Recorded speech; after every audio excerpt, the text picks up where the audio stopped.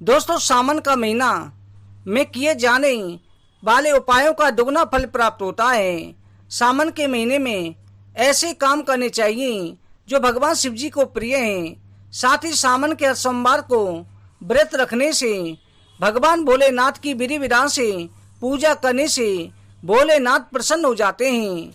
दोस्तों, वास्तु शास्त्र, ज्योतिष शास्त्र में भी सावन को लेकर के कुछ विशेष उपाय बताए गए हैं। सावन के महीने में कुछ विशेष पौधे लगाने से काफी समस्याओं का हल हो जाता है। लक्ष्मी की, नारायण की और साथ में भोलेनाथ की कृपा प्राप्त हो जाती है। सावन के महीने में यह शिव जी के प्रिय पौधे घर में लगा दिए जाएं तो अपार धन की प्राप्ति होती है। सावन में इन पौधों को लगाने से भाग्य उदय भी होता है। दोस्तों, सावन के महीने में ये वसंत ऋतु का प्रतीक होता है। सावन के महीने में वर्षा ऋतु के साथ साथ वसंत ऋतु का आगमन भी होता है। सावन के महीने में भगवान भोलेनाथ सभी भक्तों के मनोकामना पूरी करते हैं। ये हरियाली का महीना होता है, इसलिए हरित पौधे लगाने से भगवान भोलेनाथ प्रसन्न हो जाते हैं। दोस्तों, सबसे पहले नंबर पर आता है बेलपत्र का पौधा। भगवान शिव जी को बेलपत्र बहुत प्रिय है। बेलपत्र चढ़ाने से भगवान भोलेनाथ प्रसन्न हो जाते हैं। शिवलिंग पर बेलपत्र जरूर चढ़ाना चाहिए। दोस्तों, अगर 21 बेलपत्र नित्य प्रति भगवान भोलेनाथ पर चढ़ाई जाएं तो निश्चित रूप से मनोकामना पूरी हो जाती है। दोस्तों, वास्तु शास्त्र के अनुसार घर में बेलपत्र का पौधा अगर लगाया जाए तो वास्तु दोष को खत्म कर देता है। जिस भी घर में बेलपत्र का पेड़ या पौधा होता है वहाँ कभी भी धन की कमी नहीं होती। ऐसे घर में हमेशा लक्ष्मी जी की कृपा बनी रहती है। दोस्तों, दूसरे नंबर पर आता है शमी का पौधा। शमी का पेड़ जो होता है ये भगवान भोलेनाथ को बहुत प्रिय है।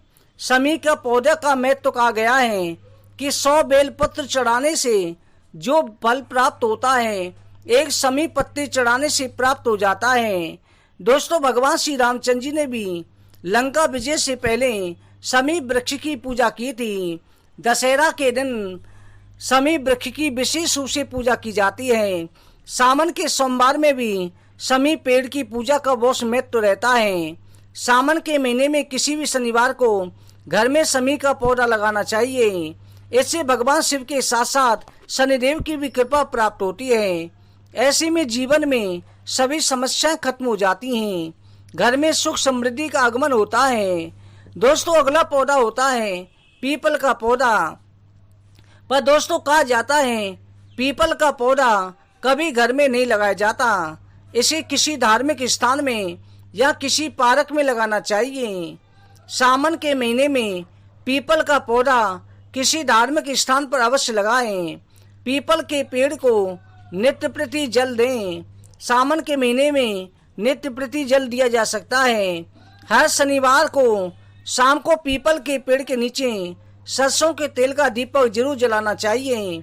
ऐसा करने से सारी बाधाएं दूर होती हैं, साथ ही घर की नकारात्मकता भी खत्म हो जाती है।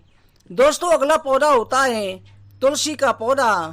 तुलसी भगवान शिव जी को चढ़ाना वर्जित है, परंतु भगवान नारायण की पूजा में तुलसी का विशेष प्रयोग होता है और तुलसी को पार्वती का अंश भी माना जाता है।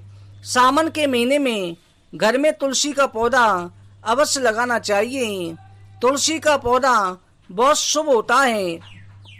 साथ ही रोज तुलसी की पूजा करना विशेष शुभ होता है। सावन के महीने में तुलसी के पौधे पर सायंकाल के समय पर घी का दीपक जलाना चाहिए।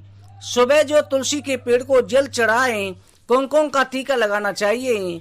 तुलसी का पौधा लगाने से भगवान श्री हरि प्रसन्न हो जाते हैं और भोलेनाथ की भी कृपा प्राप्त होती है। दोस्तों, अगला पौधा है केले के पेड़ का पेड़।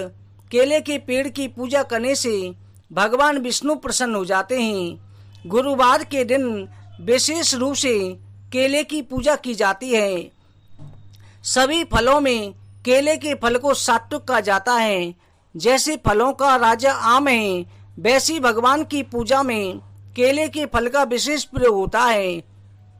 सावन के महीने में किसी भी एकादशी को घर में अगर केले का पेड़ लगाएं और साथ ही इसकी पूजा करें, ऐसा करने से हर कार्य में सफलता मिलती है।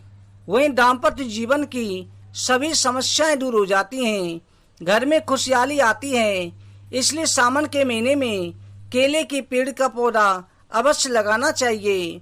अगर घर में स्थान नहीं है तो किसी धार्मिक स्थान पर भी लगा सकते हैं। दोस्तों, घर में छोटा सा गमले में केले का पौधा लगाने से और उसकी पूजा करने से, नित्य हरि का भगवान का ध्यान करने से श्री हरि की कृपा प्राप्त होती है। दोस्तों, सावन के महीने में इन पौधों को अवश्य लगाएं, भगवान नारायण की कृपा अवश्य प्राप्त होगी। दोस्तों, इसी प्रकार की वीडियो देखने के लिए चैनल पर बने रहें।